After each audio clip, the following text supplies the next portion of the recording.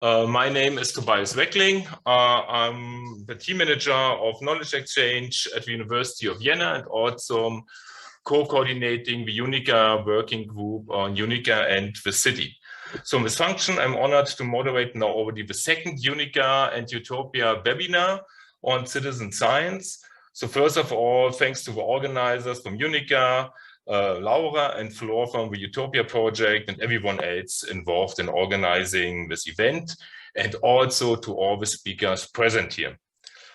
So this webinar will be structured in 3 parts. First, Katharina Buse from the European Research Executive Agency will start with a short presentation on citizen and societal engagement, a policy and program priority for the European Commission. Following this brief input from the perspective of a European funding level, we will continue with a table discussion with 5 experts from very different institutional and national backgrounds. And finally, we have an open floor for your questions to the experts. So we know that there are already many questions were submitted for registration forms, and more will come through the chat. But I will ask all of you to hold on with your questions till this final round. Before we start, however, we would like to know a bit more about you, your expectations for being here. And therefore, I would like to hand over to my colleague Laura from UNICA, who will start a very brief interactive Mentimeter session. So Laura, please go ahead. Okay. So I'm sending in the chat. You should connect to Mentimeter, www.menti.com. with the code 7239093.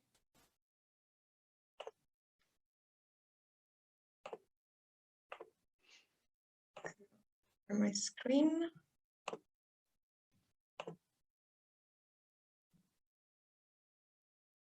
Okay, so the first question is, what country are you from?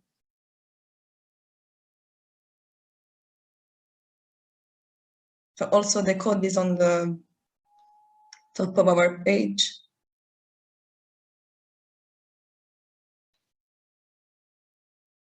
Austria, Belgium.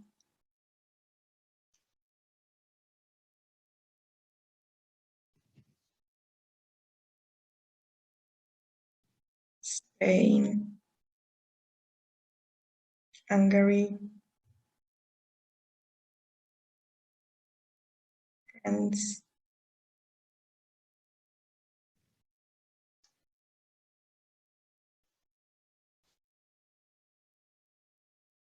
okay, some countries are represented.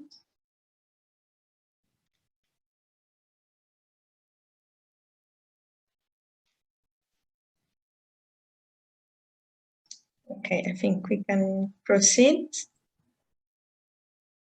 Second question, are you currently engaged in citizen science or in a citizen science project? And you can reply between yes, okay. And I'm currently working on a project plan application, yes. And the project is currently up and running, no, but I have been in the past, no, but I'm interested in starting a project. Okay.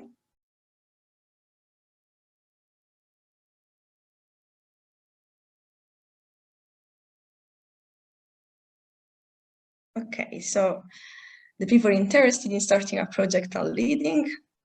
Thank you very much for replying. And finally, what is your position? Are you a project coordinator or manager? Are you part of a researchers team? Are you in charge of communication, in charge of funding, in charge of relationships with the stakeholders involved, or other? And if it's other, please specify in the chat. Thank you.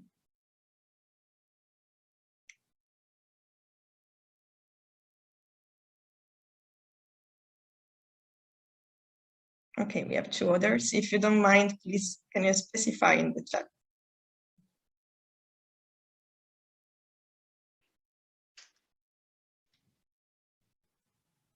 Okay. People are trying. So we have many project coordinators or managers. Okay. Very good. Thank you very much. You can continue replying if you wish. I will leave the presentation open during all the webinar. And now I give back the screen to Tobias. Thank you. Yeah, thanks. Good to get to know you a bit more. So now we continue, as already said, with a presentation by Katharina Buse on citizen science and society engagement, policy and program priority for the European Commission. Katharina is a project advisor within the unit Reforming European Research Innovation and Research Infrastructure of the European Research Executive Agency. So she's the main interlocutor for the citizen science portfolio funded under Horizon 2020 and now under Horizon Europe. Before joining the European Research Executive Agency, Katharina has notably worked for the European Commission and the European External Action Service in policy and program management positions, so very experienced in European funding organizations. Following overview of the main policy objectives under Horizon Europe, Katharina will outline a presentation, key features for and excellence of citizen science and society engagement in Horizon Europe project activities. So with a presentation, Katharina will give a first input. Afterwards, we will take questions rising from a presentation and also other questions for our following table discussion. So Katharina, many thanks for being here, and the floor is yours. Thank you. Thank you. Sorry, thank you very much, Tobias, and thank you very much as well for the organizers. It is a true pleasure for me to be with you today.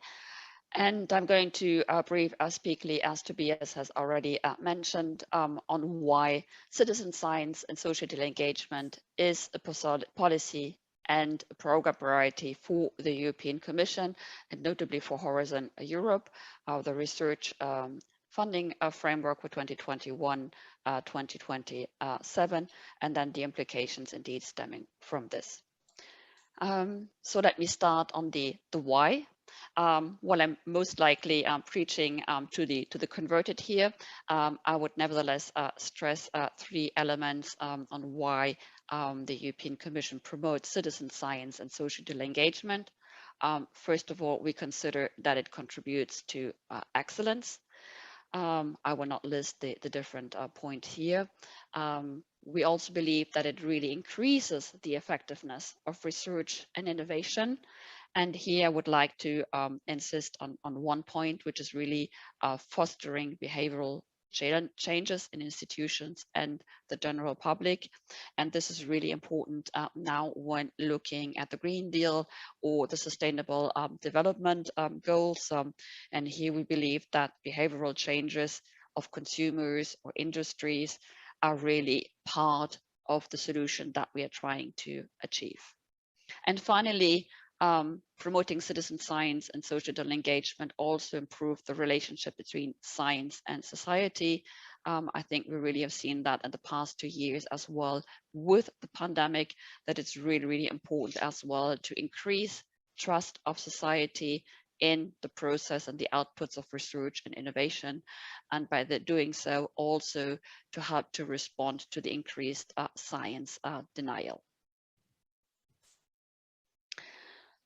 Promoting citizen and societal engagement is really an integral part of the EU open science policy.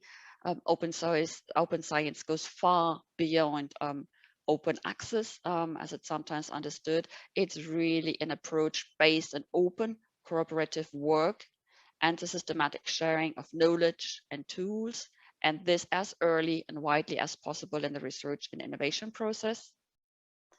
And open science practices include involving all relevant knowledge actors, such as citizens, civil society, and end users, in the co-creation of research and innovation agendas and contexts. So engagement here really is the key element of open science. Societal engagement is also at the core of the new European research area, which has been revamped recently. You might all be familiar with the Council conclusions of December 2020 on the new European research area, where the Council called on Member States and the Commission to organize at least every 2 years a Europe-wide citizen science campaign, and this also in synergy with the Horizon Europe missions. I will talk about the missions a little bit later on. How is this really reflected as well in the new framework program for research in Horizon Europe? First of all, citizen and societal engagement is foreseen across the program, and particularly in the clusters and the mission. So it's really about mainstreaming. And then as well, we have under the first era work program, 2 topics that are trying to put in place key pillars of support to citizen science.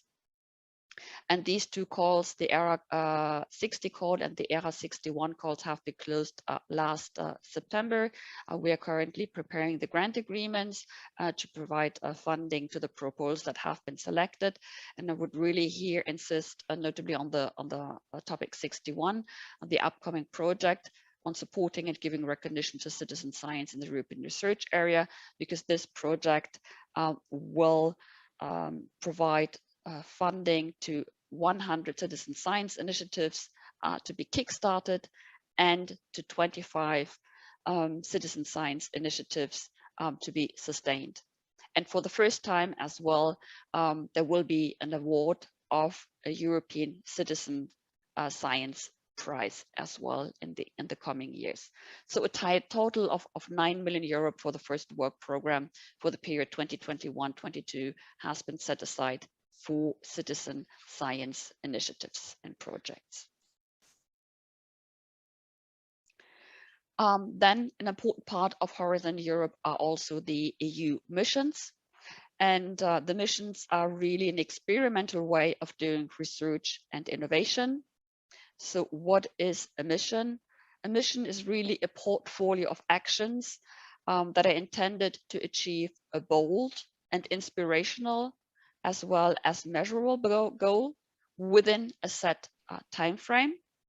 And here the idea really is to have different kind of actions that bring together different stakeholders, different actors, but they all work together to tackle a broad societal challenges. And what can we expect under a mission?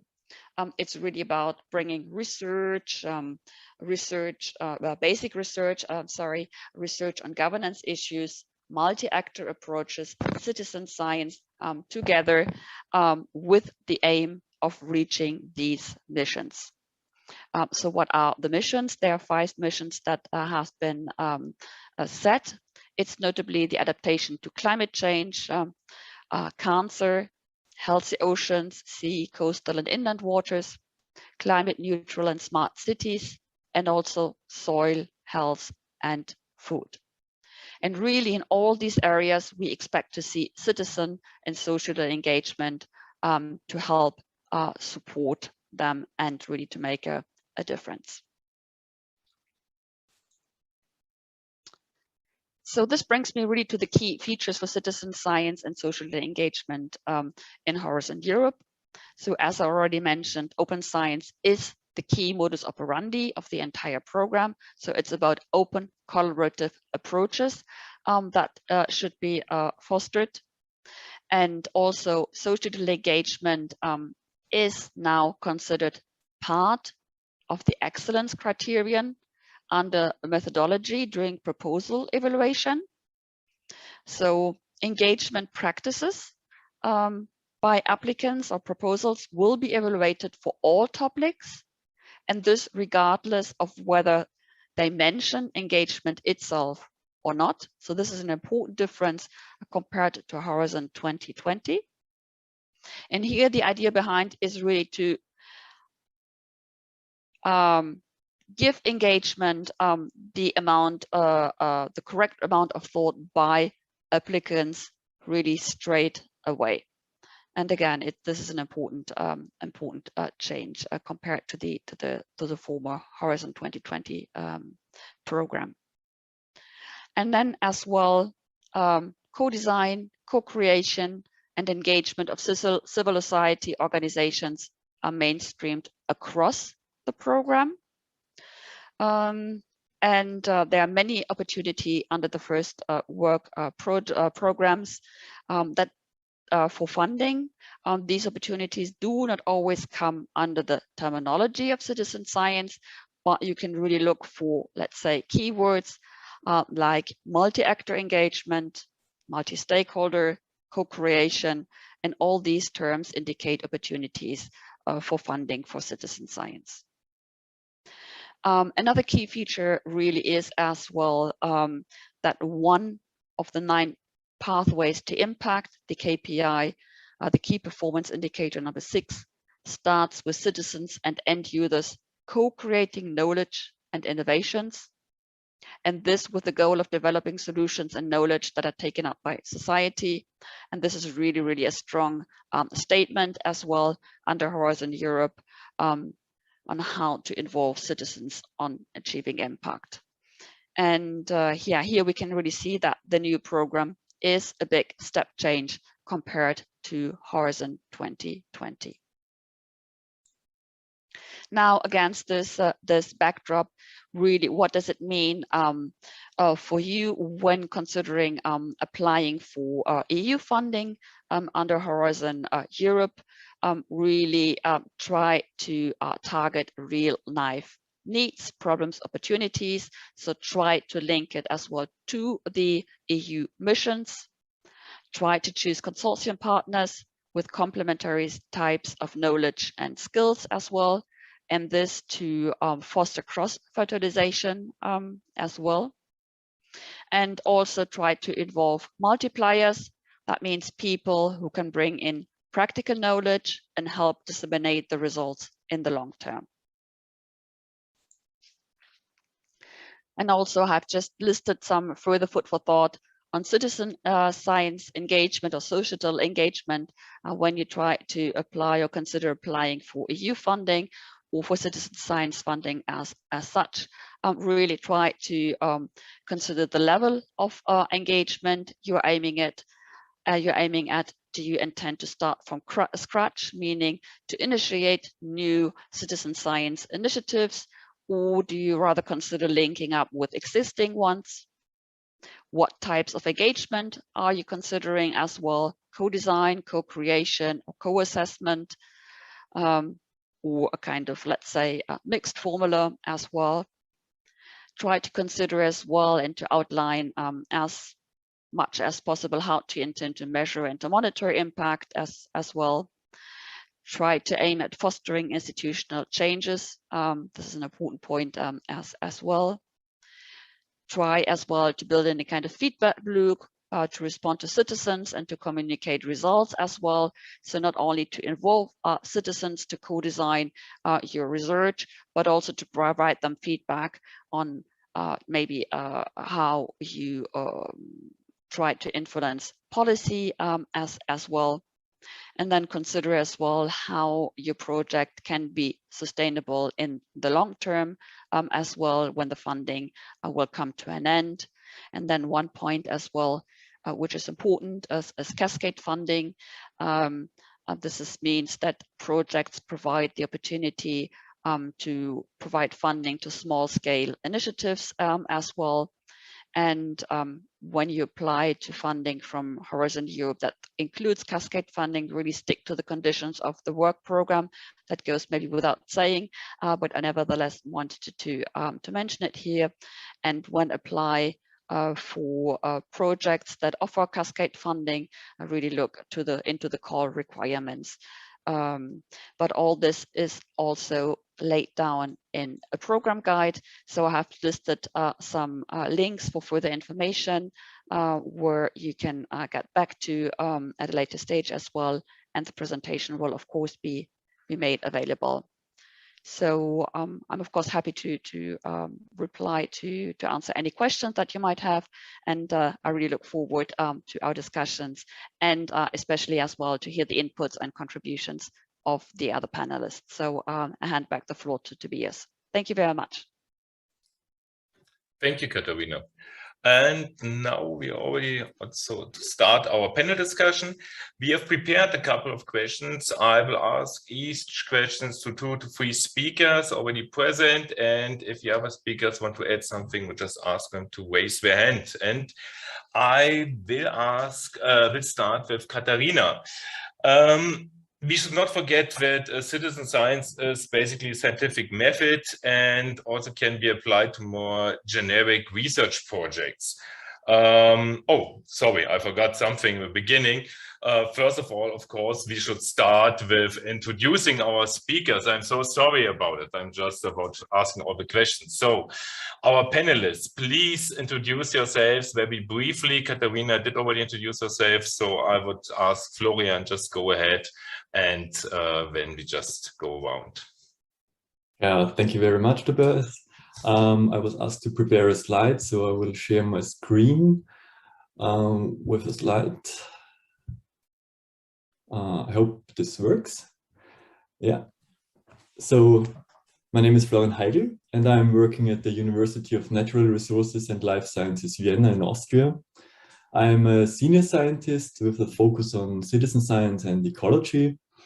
One of my projects is the roadkill project, where we collect data on roadkill animals in Austria together with the general public. And in this project, you can participate in the whole research process, from formulating the research question to publishing the results. I am also a researcher and trainer in citizen science, which means that we in our team are doing science of citizen science. For example, one of our focus is on quality criteria for citizen science projects, but we are also providing trainings at our university and beyond for researchers on how they can apply citizen science in their own research. I'm one of the founders and coordinators of the Citizen Science Network Austria, with 44 partners at the moment. These partners are not only universities, but also NGOs, museums, public authorities, foundations, etc. So it's quite a diverse network here in Austria. And one important part of the network is the online platform Österreich forscht. We founded this platform in our free time during our PhD in 2014. But since then we were able to further develop the platform and are now getting permanent funding from our university to host and coordinate the platform and the network. And on Österreich forscht, we are listing more than 60 projects from various disciplines and institutions, provide general information on citizen science, and have also an interactive blog, which can be used by all project leaders on the platform. The general public can comment, follow, or like the blog posts. Yeah, and so this was my introduction of myself, and now I'm really looking forward to a lively discussion. Only after we have introduced all panelists, of course. Thank you, Florian. So, Annelies, do you want to continue? Yeah, I will also share my screen. Okay. Just put you back here. I'm Annelies. I'm the coordinator of the Flemish Knowledge Center for Citizen Science. And we aim to support current or future citizen science projects in Flanders. So we give talks and workshops on citizen science. We provide individual advice for projects on all kinds of topics: communication, data, funding. Also a question often comes up. So we created some practical guides, for example, on data management or on communication to group some questions that often come back. And we organize events. We try to provide some networking opportunities to build a strong citizen science network in Flanders. And we also hope to connect it and make interactions with the international citizen science network. And then on the other hand, we also have a few activities towards the general public. We are trying to organize a transcribe-a-thon. It's now the 3rd time in a row, and we hope that this fall COVID will not be an issue anymore. We have an expo on citizen science, which travels from library to library in Flanders. And we also have our own citizen science project on artificial intelligence, AMAI. So one of the main questions that we get is on funding, citizen science funding. So we try to keep a bit of an overview of available citizen science funding in Flanders and in Europe, and we try to group it on our website. You can always go and check if there are any interesting calls for you, and then we help people to apply for it.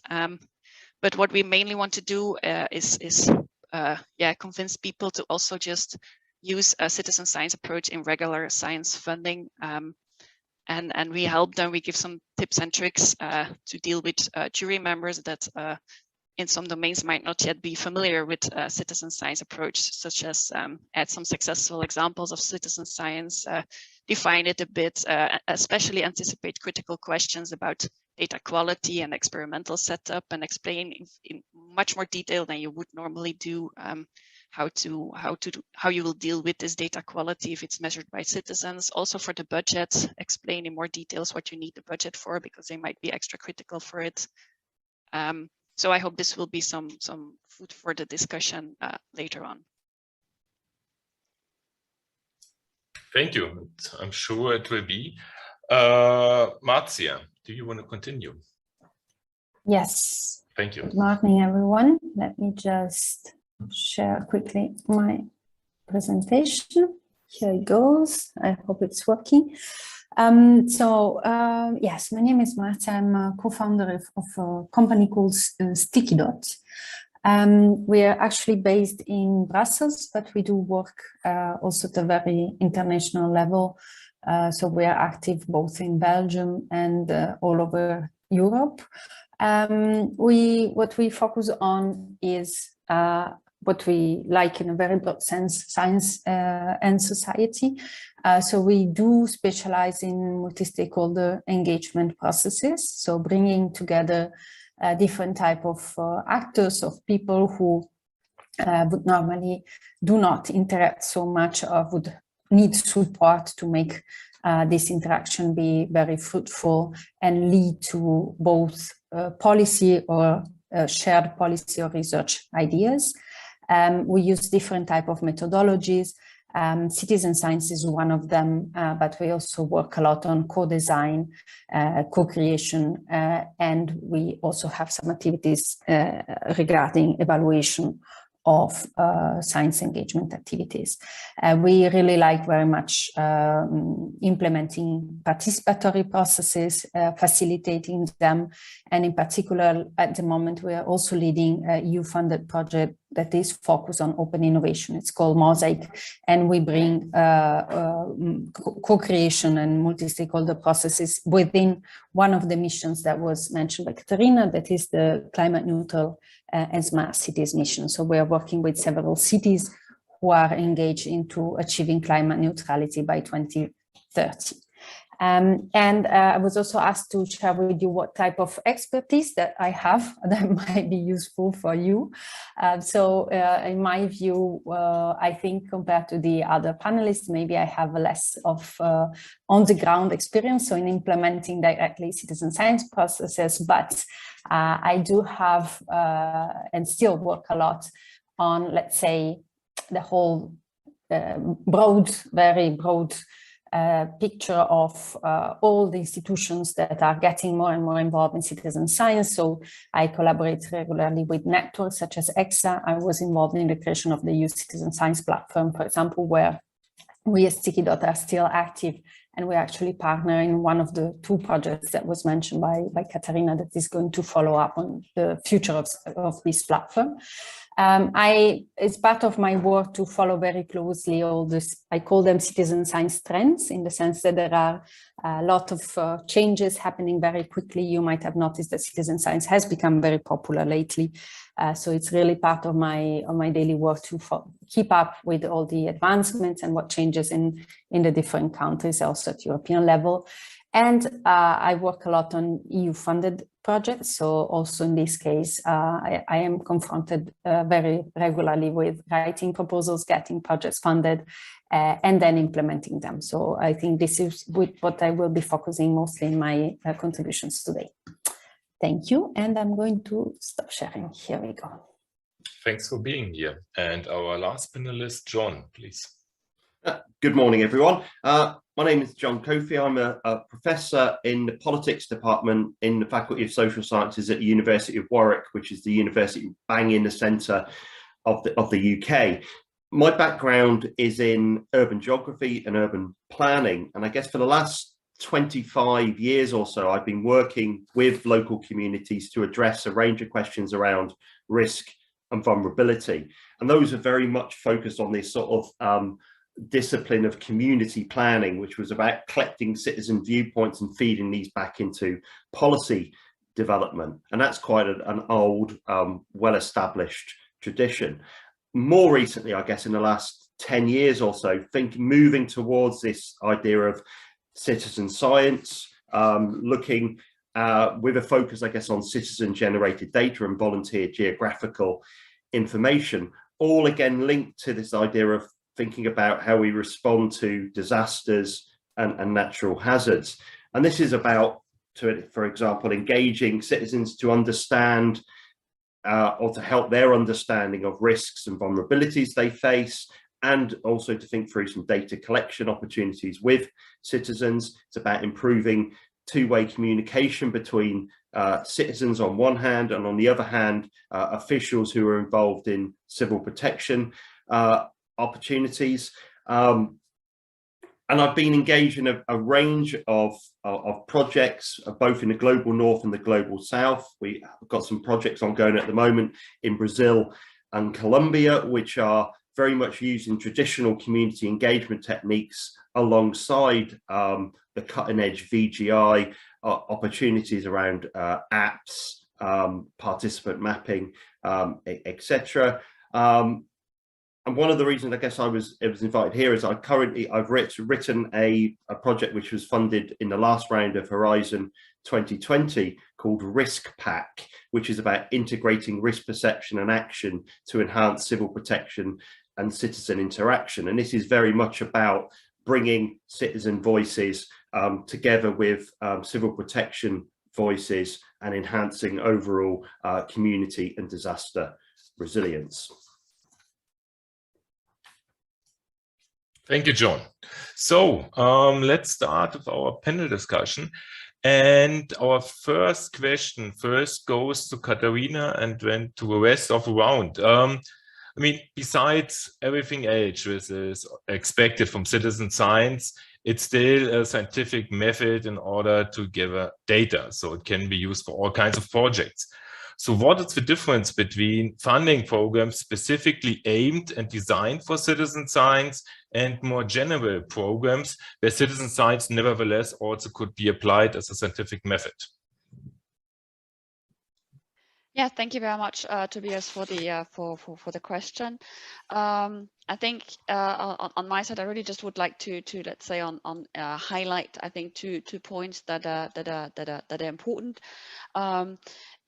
Really, we have seen in Horizon 2020 a kind of specific approach with the SWAFs, Science with and for Society project, that many of today's participants are also involved at. And here we really try to build trust in science, leverage as well vast societal intelligence and capabilities to conduct research and innovation, and also to do so to kind of tackle important challenges in terms of development of tools, networks and instruments, and really to improve as well responsible research and innovation, but also have, let's say, training, capacity building, mutual learning activities, and also the creation of the network that Marzia was referring to. Whereas now in Horizon Europe, we will still have, of course, the kind of dedicated funding lines as well, literally with the two topics that I mentioned beforehand, on the brokering the network and kickstarting in society and sustaining citizen science initiatives. But really here the idea is to kind of to mainstream it, to include it, to have this broader focus, which really should aim at reinforcing the involvement of citizens in research programs and in defining as well the research questions to make science more socially relevant, and also to increase, let's say, the ownership of policy making by involving citizens, and as well the increased prevalence of, let's say, evidence-based policy making. Let me stop here. Thank you, Katharina. So I would continue to forward this question to John. John, have you ever had any experience in trying to apply citizen science in specific citizen science funding schemes or non-specific science funding schemes? Is there any difference from your perspective, how to use this method?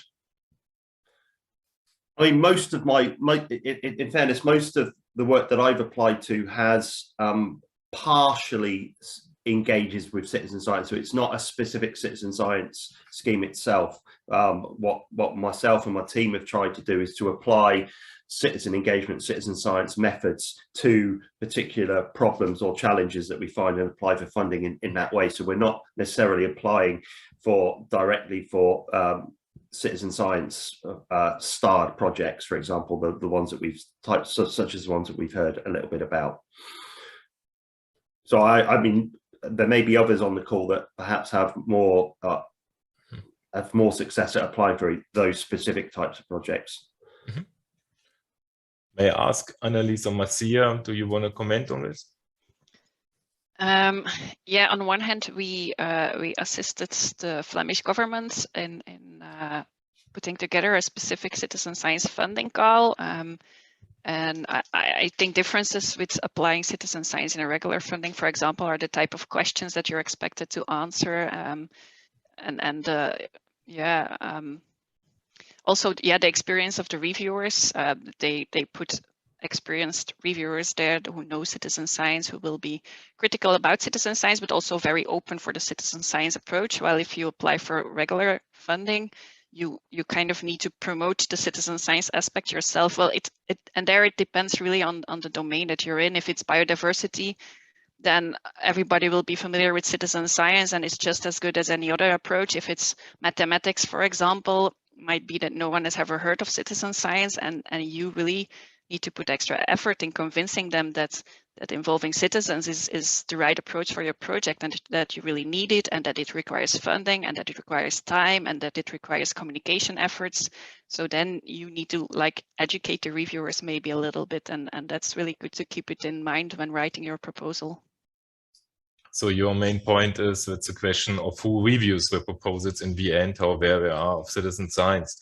Marzia and Florian, would you agree with this comment? Yeah, definitely. I join what Annelies just mentioned, and also I think the type of work that is needed, the workload, let's say, in preparing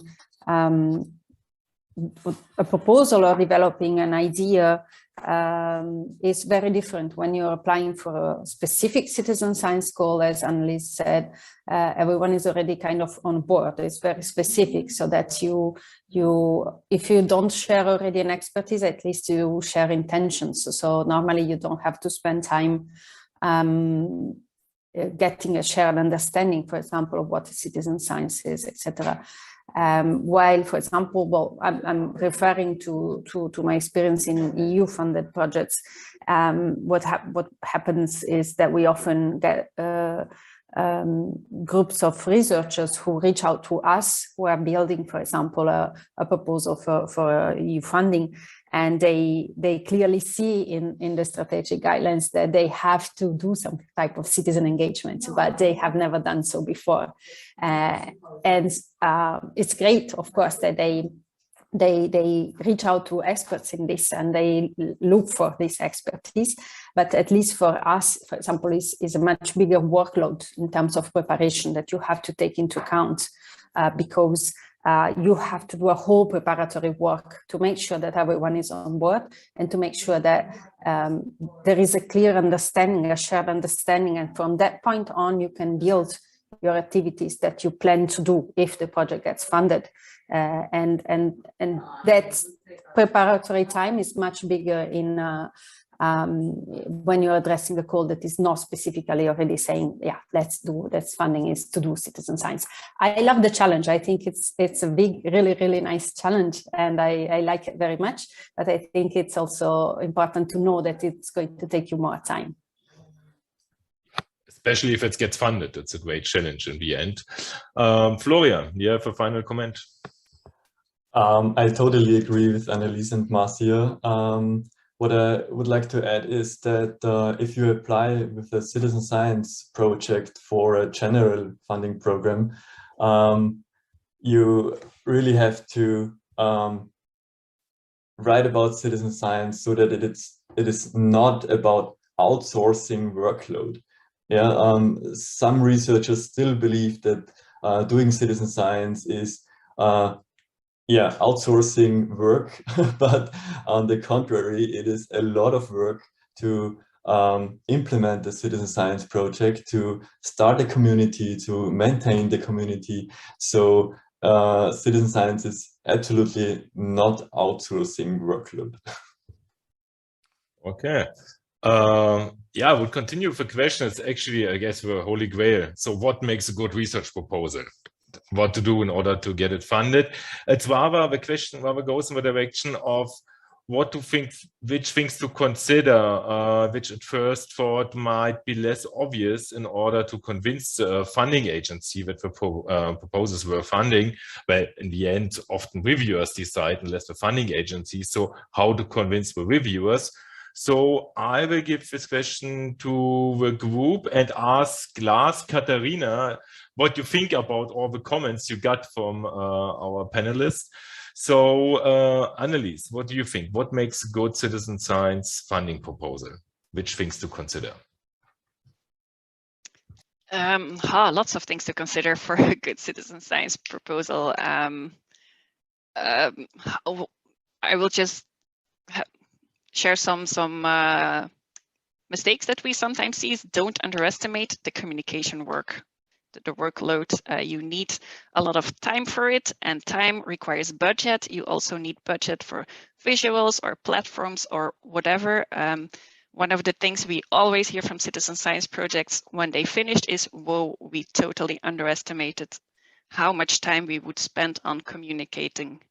So that's one of the things. And maybe the other thing is think about your data well in advance and describe what data you will capture, in what formats, how you will make it open.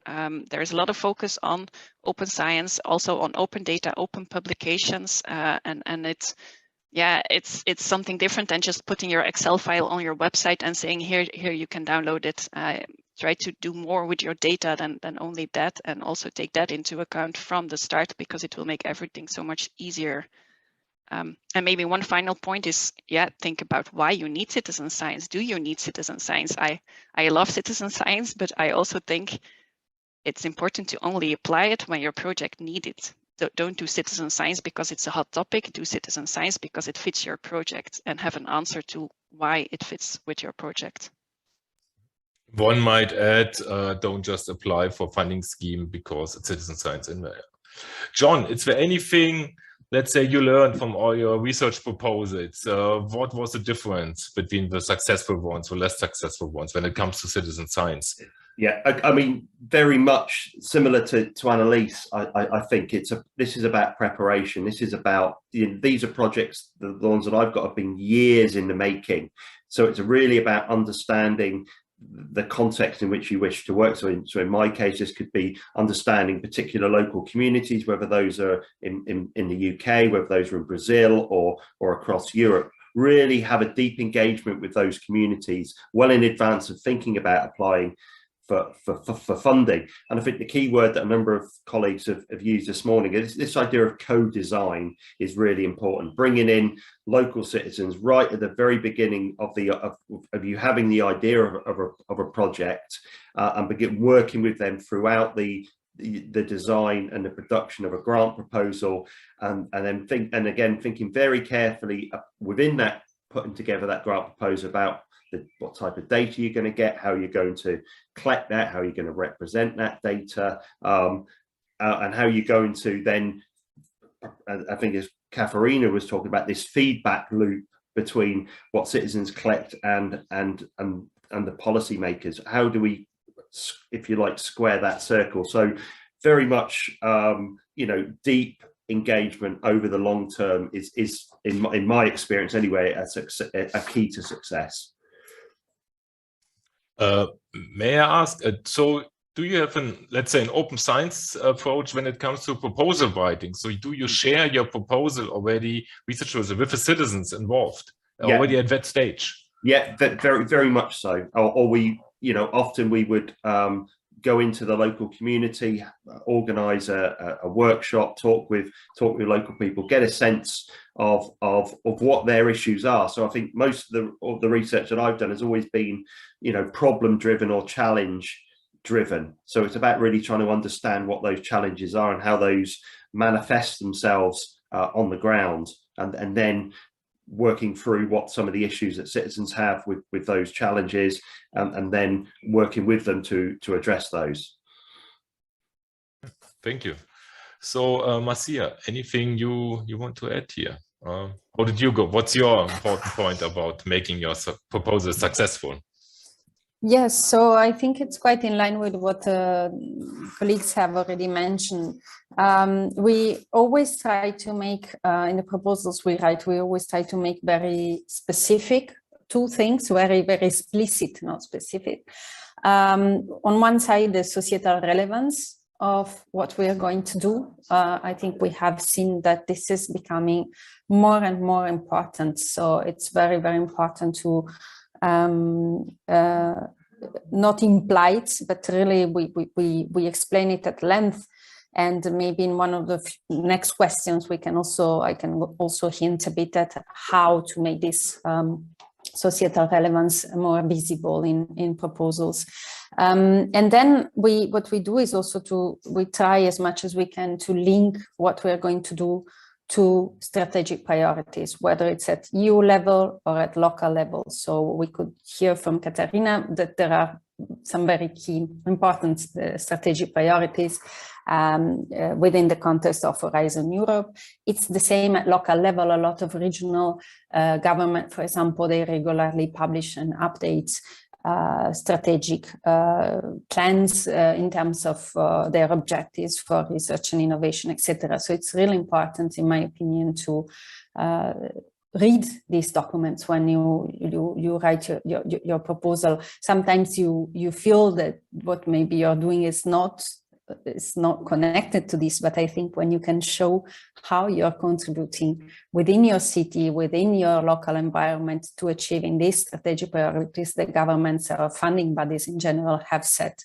for the years to come, I think it really gives it a push in many senses. And I totally join Annelies and John on the two issues they have mentioned, and especially for the citizen engagement. I think what John just explained is also, I totally relate to that. It's of course also very resource intensive when you involve citizens already in the proposal phase. So Florian, I mean, you're running a citizen science network in Austria, so you're talking to all kinds of other project leaders, PIs of citizen science project. Is there anything from all your discussions with other projects you have learned? What makes a proposal successful?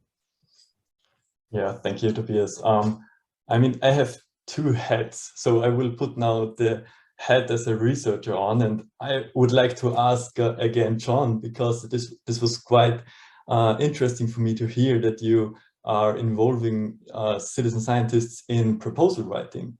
How do you explain the citizens that it takes, I don't know, a year or so until your project is funded, if you're lucky? And how do you explain that there is a 80% chance or so that the project isn't funded?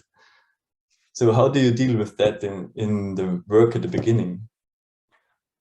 Well, I think for some of the projects, the work would be undertaken anyway. So if you're setting up a sort of an engagement with local communities, you're doing that work anyway. It's not dependent upon a project coming. The project, you know, getting a funded project is a cherry on top of the cake, if you like, that will allow you to really speed up and deepen the work that you're doing. But yes, I agree, there are problems of explaining to them about, you know, the very small chance of getting research funding. So we engage them in the writing process, of course, and we develop with them some of the ideas for the project, but we don't expect them to carry the burden of any writing as such. That's done by us, but very much reflecting their viewpoints. But yes, it is a problem, of course. Okay, thank you very much for this honest answer, because it's the same experience we made. It's really hard to do this co-creation, co-design. It reads very easy and great, but it's really hard to implement in your daily work as a researcher. Yeah, and to put on my other hat as a trainer, a central question we always ask in our trainings is what added value is for the scientific staff involved, and what added value should there be for the citizen scientists involved. So these 2 points of views are very important, I think, to write a proposal. So in other words, what is the advantage of the citizen science approach compared to a classical method, as also Annelies said before? And an important part is also the point of view of a citizen scientist. So why should I participate in this project? What do I have from that? So, and if you have these 2 points of views in your head and writing a proposal, I think you cover quite a big area. Yeah, thank you. So, Katharina, after you've heard all these comments from a funding agency's perspective, so what makes, from your perspective, what makes a good proposal? I think all the relevant points really have been listed here by the different panelists, and I think this is really something that we see in proposals that receive funding, that the citizen science engagement has really been thought through in terms of engagement, in terms of the methodology on how to participate, as well in terms of kind of the challenges that they're addressing. And I think the last point by Florian really I think summed it up quite nicely. So what is in for the scientists, but also for the citizens scientists as well. And then of course, I mean, a very important point as well mentioned by Marzia is the societal relevance, and how the proposal as well links to the strategic priorities of the European Commission of the work program as well. And here really, again, I would like to refer the different participants to the topic description as well, and the work program. The work program is always for 2 years, and then it sets out the different topics and funding opportunities.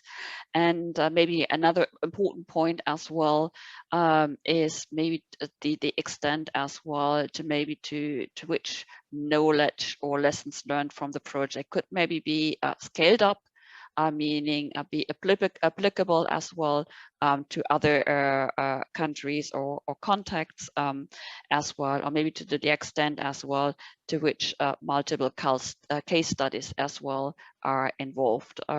So looking at specific situations in different contexts, different countries by different research institutions as well, and how really to increase the knowledge base.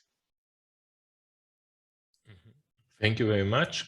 The next question, it's about how institutions can support successful applications for citizen science projects. So mainly, I guess, I mean, John and Florian, you're both university-based, but also Marzia, if I may ask you first, is there anything you, from your experience or maybe from your cooperation partners, how institutions can actively support successful citizen science applications? Yeah, when this question always makes me think of an experience we had some time ago where we had a couple of very young PhD students who came to our office. They were really excited because they, in a local university in Belgium, they had got funding to do some citizen science, but basically within the university, no one was paying any attention to them. Not only they were being looked at as a bit the weirdos of the university, and I guess maybe some of the listeners the participants can relate to this. So I know this is changing very much, and I think also the work that UNICA is doing is pretty amazing in this sense. But I would say that first of all, I think it's very important to support this motivation. It's often young people, young researchers who decide to venture into citizen science, and they very much need support in this sense. Sometimes the support is not, I mean, it's all the obvious. So it's resources, it's training, it's networking and having the possibility to talk with other people with already experience with it. But it's also this thing of not feeling weird just for the fact of doing citizen science. I think it's something that is going to change more and more because there is more and more support towards citizen science. But I think this little change that is happening, and it's going to be a change in attitude where they were so surprised. They were saying, well, we got the funding. Normally the reaction of the university would be to be happy about it, and they actually looking at us a bit strange because what is this citizen science? So I think this is this is a big change that is really needed. We see it a lot also when we got involved in projects where we almost it's almost an emotional support that we give to researchers. Well, I'm exaggerating a bit, but you know what I mean, because it's still sometimes seen as something that doesn't have the same rigor as traditional science. So to me, this is one of the very, very important things that university environments can do to start with. Yeah, as a research manager, I only can say it changes a lot perspective from universities when the first million comes in from a citizen science project. So it's very different then. So Florian, anything you can say from your institution? How can an institution support successful citizen science applications? I mean, thank you, Marzia, for your comments. I totally relate to that because I was also the weirdo together with my colleague Daniel in 2014 when we started with our citizen science endeavor. But we were really lucky that our rectorate saw the potential of citizen science and they decided to fund us. So now we are in the position that our university offers numerous forms of support for citizen science through us on the one hand, because we, as I said, advise researchers on specific projects, but there are also specialized contact persons for citizen science and open science in our legal department, because this is also very important support from our university regarding GDPR or open data or such things. In addition, as I said, we offer trainings in the field of citizen science, and this is also supported by our university.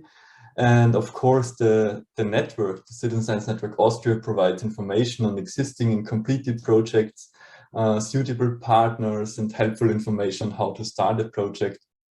We even have a mentoring network set up specifically for this purpose, where project leaders offer personal support in the field of citizen science from various disciplines and all over Austria, so that people can have this personal contact and not only via email.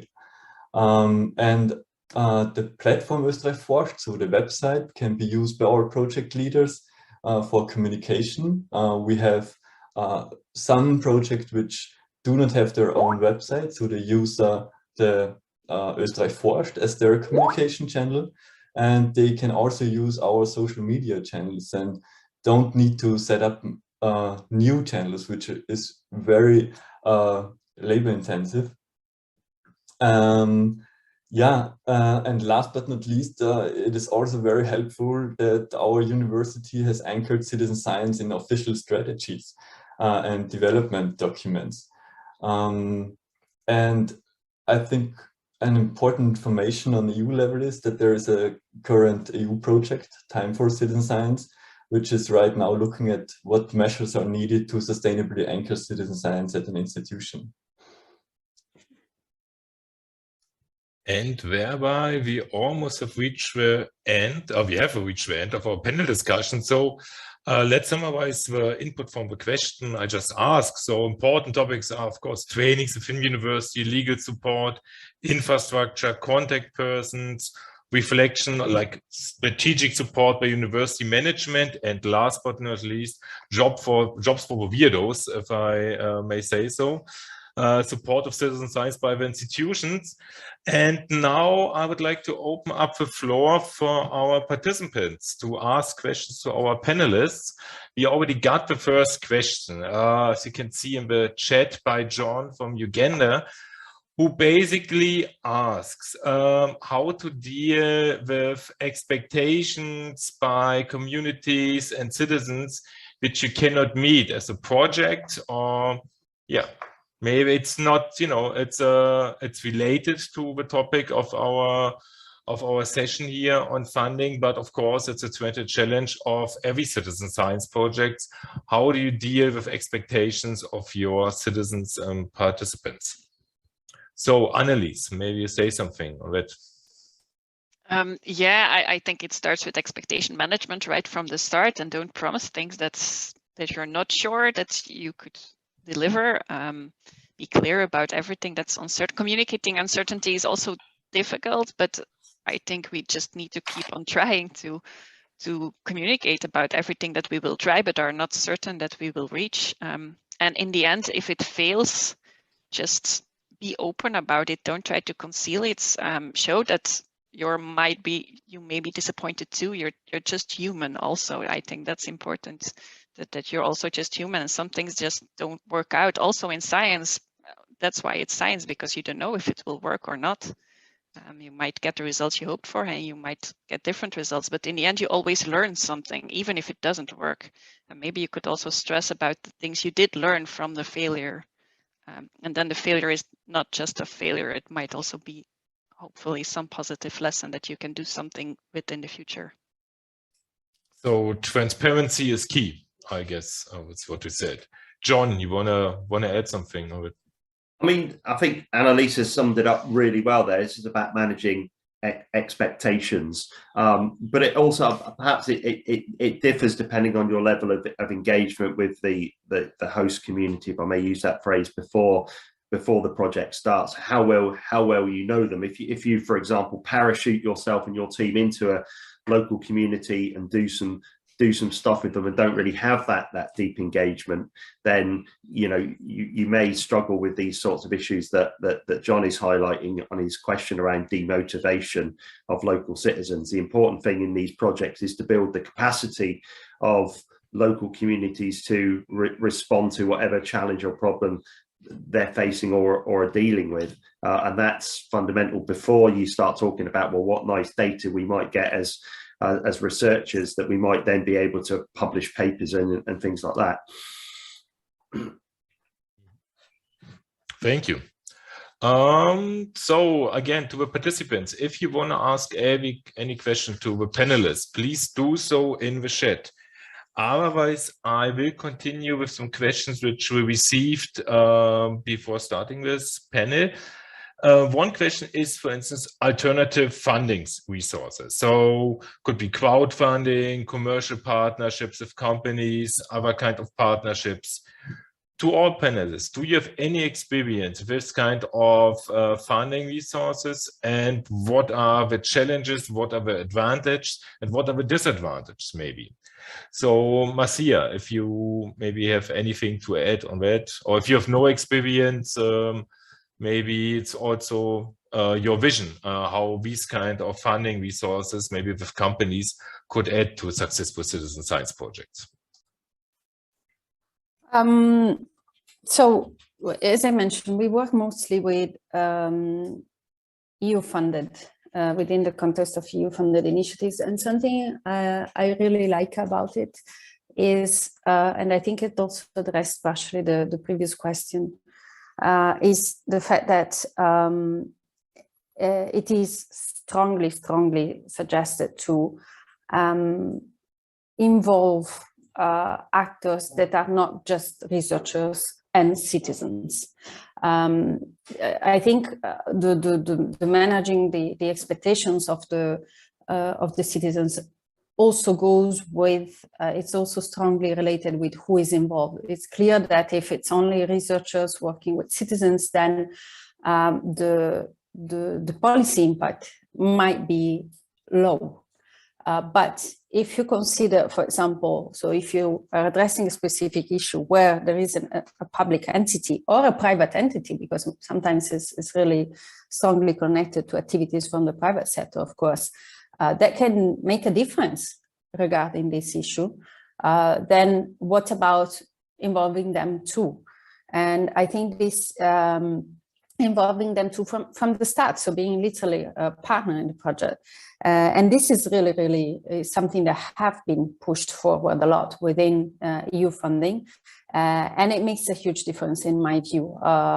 We can mention some examples of projects such as, for example, Diagnosis, which has tackled odor pollution that we like very much, because it has been built around this notion of you won't be able you can collect data, you can have, of course, much better and more detailed information about the issue, that's great. But then the communities that are affected by this issue, they will only see changes if industries that are polluting, if local governments are involved. So this is a suggestion that I make, and I think EU funding in this sense are really prioritizing these aspects. So definitely, for example, the cascading grants that might be coming up soon within one of the calls that were mentioned by Katharina, I think this could be definitely an added value there. And I see also lots of regional governments that are, and I'm sure Annelies can say a lot more about this, but they are really pushing forward in this direction, so that citizen science is still a great scientific endeavor, but it's also become something that really has a strong impact also at policy level. So I think that in this sense, I'm sorry, I'm a bit moving away from your question, but I think in this sense, funding schemes are more and more, let's say, coping or going in the direction of this multi-stakeholder engagement that is great. So if you can find this type of calls and you feel like addressing them, it's a bit more of a challenge, because I know it's already very difficult to involve citizens. So if you add even more actors, it gets even more challenging. But I think the rewards for all those involved at the end of the process or during the process are really interesting. Florian, you want to add something on that, especially on crowdfunding and company corporations and citizen science projects? Yeah, I mean, I have no experience with corporates, but a lot of people in our trainings think that the crowdfunding would be a logical step when starting a citizen science project, because you want to build up a community. So why don't start by asking the community for money for your project? But in our area, in ecology and basic research, it's really hard to start a crowdfunding campaign because you don't really have something to offer for the people participating in your crowdfunding campaign. Usually you have a product at the end of a crowdfunding campaign which you can sell for a cheaper price or whatever, but in basic research you only can offer I don't know, meet the scientists or do excursions or whatever, and that's not really great for a crowdfunding campaign. So in Austria I have no example where a crowdfunding campaign led to a citizen science project, but maybe there are other experiences in this direction. Annelies, you have raised your hand. Yeah, not really crowdfunding, but in Flanders, I see a lot of possibilities from local authorities like cities or municipalities. And there are actually some projects who, well, they got some initial funding to start up the project, and now they keep it running by building service models for the cities. For example, there's a project on the weather and urban heat islands, and they put weather stations in cities, and it's the cities that pay a fee like €1,000 for a year or €1,500 for a year to keep the weather station in their city at a location that's important for them. The cities can choose, and in this way, they have now 60 cities in Flanders who pay for this, and they can pay for someone to work on it during that year. And they've been going now for 2 or 3 years on this model, and it's really great to see that they can build a business model out of it a bit for these municipalities. And there are other projects like Telram who do it for traffic counting, who also have this whole service trajectory for cities who want to measure traffic and make changes in traffic. So I think these the local authorities are really a good place to look at if you want to make your citizen science project more sustainable, if it measures something that's of interest for them, of course. John, you have already elaborated on your local networks. Do you have experience in working with other funding sources than official funding agencies? Not really. I mean, we offer through our university, we offer small amounts of money to get these sorts of projects up and running, and to sort of pilot them, if you like, to see whether they may be able to sort of stick in a local community and then gain traction and then develop larger projects off those, but not generally. As for sort of crowdfunding, again, I think, like Florian's example, that's not really the sorts of things we see in the UK. Developing, projects around crowdsourced data, however, may be one way to going. We've seen in the last couple of years through the pandemic, a number of sort of medical-based projects springing up around crowdsourced data, and my guess is that that's probably piqued people's interest in being involved in a large-scale sort of scientific experiment or project, by giving their data over. Yeah, medical research around rare diseases. There has been some developments, and where crowdfunding comes, of course, with a challenge. What happens if you don't get enough money together? What you do. There are also some administrative challenges. So, Katharina, on the EU level, are there any discussions around these topics? How to involve maybe companies in the citizen science projects, and what are from your perspective also the challenges of these additional actors when it comes to citizen science projects? Yeah, I think it's rather maybe a question for the policy officer at the European Commission who are drafting the topics and the work program. I can just really maybe come in here from, let's say, my practical experiences in implementing the project that we are currently funding under Horizon 2020. What we have seen so far, and it really goes into the direction of what the previous panelists have been saying. We sometimes have seen crowdfunding, but it's rather, let's say, a kind of a side product of a project. We have a very successful and interesting gender project as well, where developed a board game around gender stereotypes and roles in research and innovation. And that's the Gearing Roles project, and it's the Noble Run board game, so really about female scientists. This kind of, again, it came out of the project as a side project. It was crowdfunded and very successful, and then taken up again. We, of course, I mean, as Annelies has been saying, with other projects, their local funding by municipalities that are very important. Also, maybe with other institutional partners, that is something that we have seen as well, for at least for one of my projects as well, with an international organization as well, that is coming in and supporting. But really, again, I mean, this is for a project that is already ongoing and addressing specific aspects or parts of the project to achieve maybe sustainability and to develop the project even further, but it's not at the initial phase the project itself, and it's not part, let's say, of the application at the proposal stage per se. Thank you. And there's also a question for Katharina in the chat by Josefa Gonzalez, but I would ask Josefa to briefly elaborate on what you mean, which two topics, so I can take up this question a bit later. Or Katharina, do you already know? I think, if I may, that the question refers to the presentation I gave, where I made reference to specific topics that are being funded under the 2021-2022 work program for the European research area. And no, usually, I mean, what is kind of, let's say, the best practice is that under each work program, which covers a period of 2 years, we have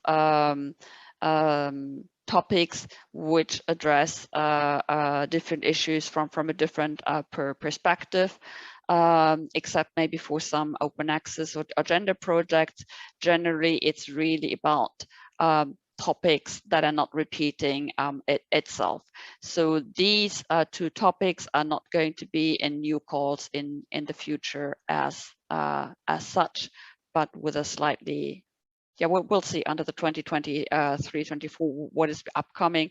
The work program has not been adopted yet, but as a general rule, there is not a repetition as such of one topic from one work program to the other. Okay, thanks. So I just received a question from Mariana. I'm curious if there are factors to show citizen science over crowdsourcing in your proposals, and do you tend to differentiate the two methods or underline their common elements? Anyone, please raise your hand.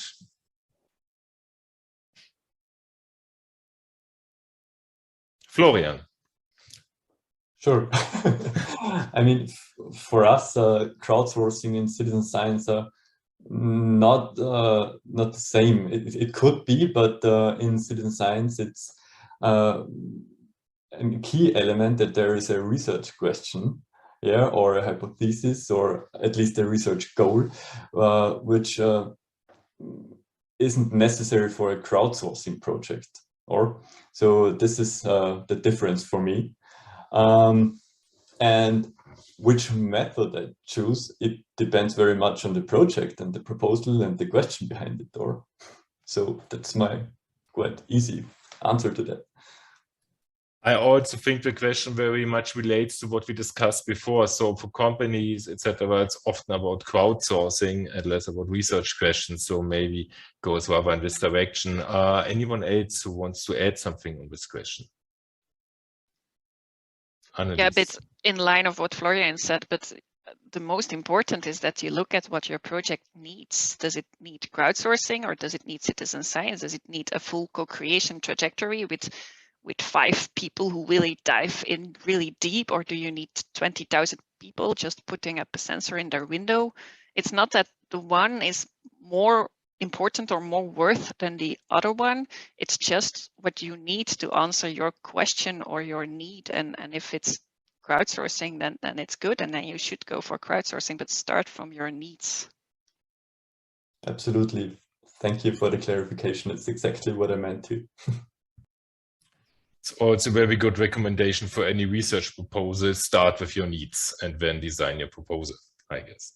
So I think we have time for one last question to the entire panel.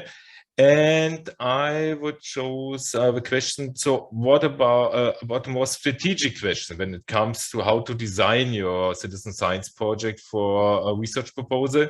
So what kind of citizen science project is more strategic to engage in? Is it better to start over with something new, or engage in initiatives or associations which already exist? Again, the question could be, depends on your question. But again, John, maybe you're already nodding your head. You preempted what I was going to say there, Tobias. I mean, I think the key thing here is to develop your approaches depending on the context and the existing state of the art in that particular discipline that you're looking at. I think, you know, in answering the last question, I think Florian and Annelies picked up that point as well. It just depends on your context, which will depend on your approaches, the types of locations you want to go into, etc., etc. Katharina, maybe from your perspective, from a funding agency, is it something which is of relevance for deciding on proposals? If there already is an involvement in existing initiatives or associations, which of course makes it easier to engage with citizens, or does it really depend on the specific research project? I think it's very, very difficult to reply this question like on a kind of more general level. I think it really depends maybe on the topic as well. But from experience, just what we have seen in successful proposals, it's really the way how the whole process is thought through. I mean, again, and I'm just repeating what other panelists have been saying. What is the need? How does it fit into the project? What kind of methodology is being used? So to what extent is the involvement of citizens thought through and in the proposal? What are the problems or challenges as well that you aim at addressing, and what is the need? What is the added value? So it's very, very difficult just to provide a kind of a general generic reply to that question. I'm sorry. Florian, as far as I'm aware of, in your citizen science network, you have universities as partner, you have NGOs, all kinds of associations. So is there anything you can add on this question? Are there advantages for citizen science proposals to cooperate with existing initiatives and associations?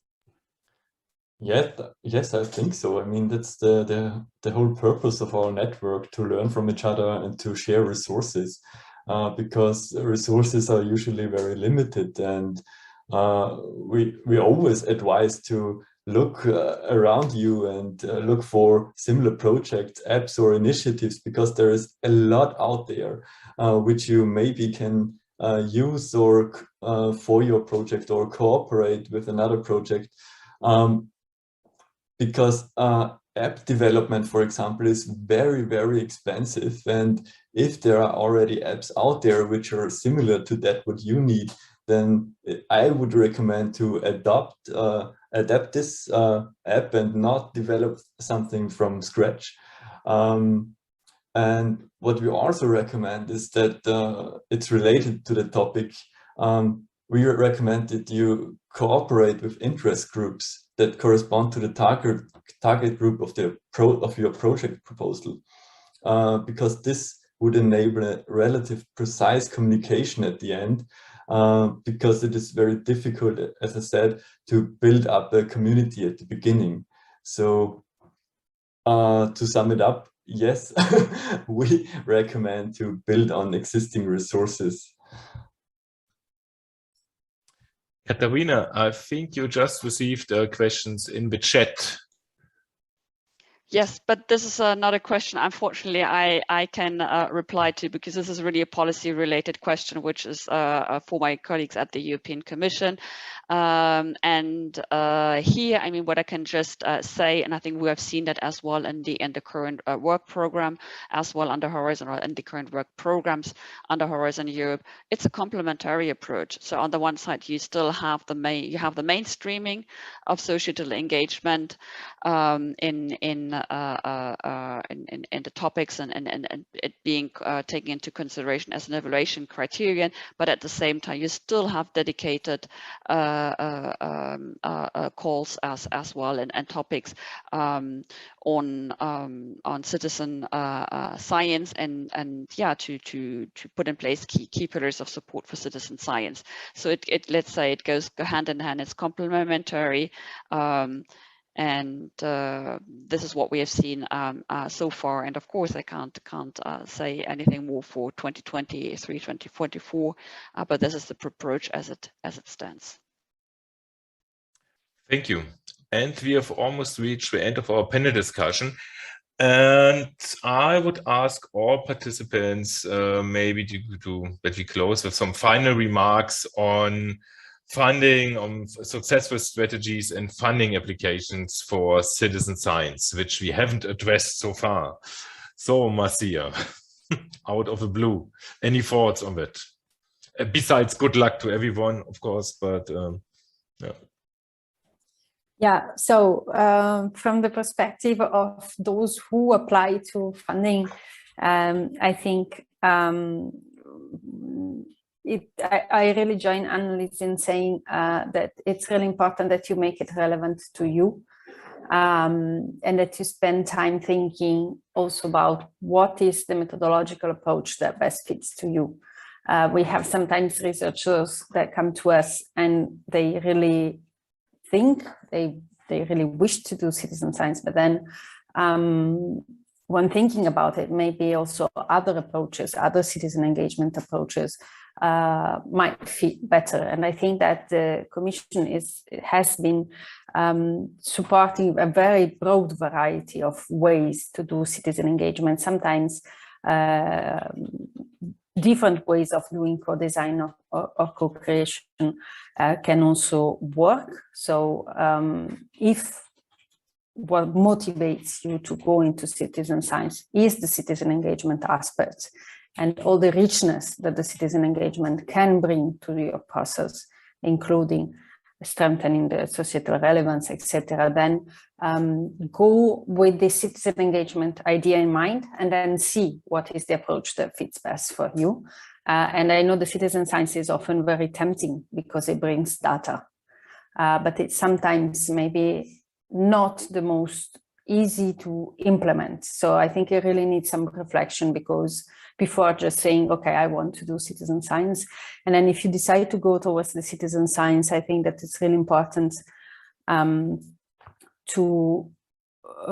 be aware of the challenges that you might face. I think today we haven't really talked about, or we just mentioned briefly, data quality and data validation of what you will be collecting, but it's still a big issue out there that is still slowing down, I think, a lot the uptake of a lot of citizen science initiatives. I'm thinking, for example, about a big one that just happened here in Brussels about the measurement of air quality. That has been very, very interesting, very powerful, but there are now no clear information at all about how all this has been used. So you have 3,000 people living in Brussels, including myself, for example, who now have better information about the quality of their where they live or where they work. But then what happens? So I think yeah, this is the type of reflections that you really need to think about when you decide to go into this really great adventure.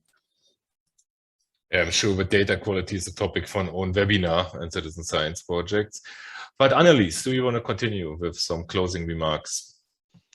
Yeah, I think my main message would be don't give up. Just, I know finding funding is really difficult. It's a challenge and there's low succeeding percentages and all, but don't give up. Just keep looking, look for support wherever you can get it and open up your perspective. Don't just try to wait for a citizen science call to come along. Look at other possibilities for funding, because in the end, I think all of the projects we've talked to about their experience with citizen science after they've done it, it's fun, you enjoy it, it's just great to do. So if it fits your project and you think it's something for you, just try to find a way for yourself to make it work, and yeah, let people help you do that. John, anything to add? I mean, I guess there's one thing that's not been talked about very much, and obviously I'm coming at this from a university perspective, and where citizen science is strongest in my institution and many other institutions, particularly in the UK, are in computer science departments, because it's often about sort of app development and stuff like this. And my plea would be, don't leave it to the computer scientists. This is about interdisciplinarity. This is about social scientists, people that do arts and humanities type research, working with those with their technological skills to develop, you know, truly interdisciplinary citizen science projects. Thank you, John. Florian? Yeah, I mean, when you're planning a citizen science project, please have a look at all the guidelines. There are so many guides out there and collections of guides on EU citizen science, for example, but also there are a lot of national citizen science networks in Europe. Have a look at their websites. They for sure have guidelines there. And I also can recommend the book, The Science of Citizen Science, based on a cost action on citizen science. This gives a really good overview on the topic of citizen science. So if you're planning a project, have a look at all these guidelines and books out there. And this book I showed you is open access. So it's a Springer book and you can download it for free. Maybe you can briefly post the link or later send it around. Would be great. Katharina, any closing remarks on the session when applying citizen science project? Not necessarily for applying, but I really would like to close the circle and go back to something that Annelies said at the very beginning, which I think is a very important point as well. It's about education as well of the reviewers, which is important as well from our side, because of course we rely on external reviewers, external experts to evaluate the proposals that we are getting. So maybe as well, let's say here it's a kind of encouragement or invitation to researchers and to experts to sign in the EMI database as well for researchers that are willing to undertake the evaluation of proposals as well. We're always looking for new profiles and new researchers with the relevant expertise. So I just wanted to bring that up. I can share the link as well. Thank you. So have a look at what has already been done, basically, what's going on. So thanks to all panelists, thank you to all participants. And in the end, we precisely will do that. We give the floor to one project which is already out here, which is already existing. One of the organizers of this webinar, it's the Utopia project. Please, floor for a final presentation. And from my side, thanks to everyone. Have a nice week and thanks for your participation. Yes, as we're running to a close, thanks again to all the panelists for your very valuable contribution, for the participants for being here. As mentioned, this webinar was organized together with UNICA in the framework of the Utopia Train project. So if you're a member of an Utopia partner university and you're interested in joining our community of practice on citizen science, you can send me an email. I put my email address in the chat. We will keep organizing activities like this, webinars, but also workshops and peer learning sessions. If you're a member of the community of practice, we keep you informed, we share resources. And also in the framework of the Utopia Train project, we're working very hard on writing a plan for support centers for citizen science or support service, education and support service for citizen science within the Utopia member universities. So if you'd like to remain informed about that as well, drop me a line. My email address is in the chat. Thanks for participating. Thanks again to all our wonderful panel members, our panelists, and thanks to Laura Colò from UNICA for co-organizing this with me. And I wish you all a very pleasant afternoon and hope to see you again. Thank you again. Bye.